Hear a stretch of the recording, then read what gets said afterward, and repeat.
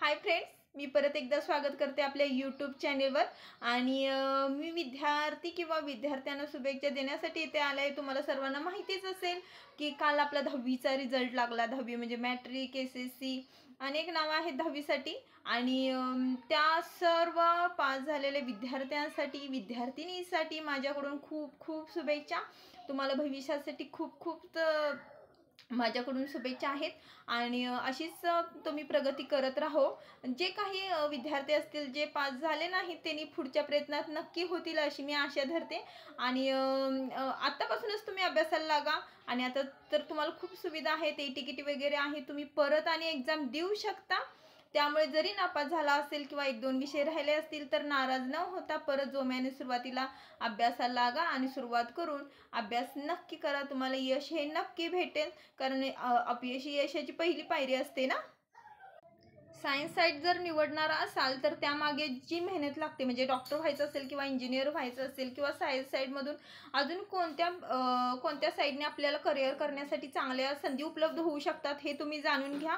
आणि जाणून घेतल्यानंतर ही सायन्स साईडमधून आपल्याला अभ्यास कितपत करावा लागतो किंवा त्यामध्ये आपली मेहनत कितपत महत्त्वाची आहे हे सुद्धा जाणून घ्या। नुसतं मला सायन्स घ्यायचं आहे किंवा मला काहीतरी मोठं बनायचं आहे म्हणून तुम्ही सायन्स घेऊ नका। जर सायन्स घेतला आणि नंतर पैशाची कमतरता भासली किंवा तुमचा अभ्यास जर कमी पडला तर तुम्ही फेल होण्यापेक्षा कॉमर्स साईड किंवा आर्ट साईडमधून करिअर करण्यात तुम्हाला मग बेस्ट ऑप्शन असेल, असं माझ्या अनुभवाचे बोल आहेत। जर समजा तुम्हाला जर 50-60% वर असेल तर कॉमर्स साईड किंवा आर्ट साईडमधून जरी घेतला आणि त्यातनं जरी तुमची मेहनत करण्याची तयारी असेल तर तुम्ही सायन्स साईडमधून जरी करिअर केला तरीही तुमचं भविष्यासाठी खूप उपयोगी असेल ते। आणि त्यातून पण आर्ट्स सायन्स आणि कॉमर्स सोडून जर तुम्हाला दुसऱ्या कोणत्या कोर्सेसची माहिती असेल तर माहिती ती मिळवून घ्या। माहिती नसेल तर माहिती मिळवून घ्या आणि माहिती मिळवून त्यातून आपलं करिअर होऊ शकतं का, आपण ते करू शकतो का हे जाणून घ्या। नाहीतर नुसतंच मी बाबा आर्ट्स घेतले, कॉमर्स घेतले, माझं ग्रॅज्युएशन कंप्लीट झाले, तिथनं पुढं काय करायचं, नाही मला हे करायचं नाही आहे, ते करायचं नाही असं न विचार करता आता 10वी हा तुमचा टर्निंग पॉईंट असतो, हा बेस असतोय। 10वी नंतर जे ॲडमिशन घ्यायची ना तो चांगला विचार करूनच घ्या, योग्य पद्धतीने निवडा, जेणेकरून तुमच्या करिअरला तुमच्या भरपूर संधी उपलब्ध होतील।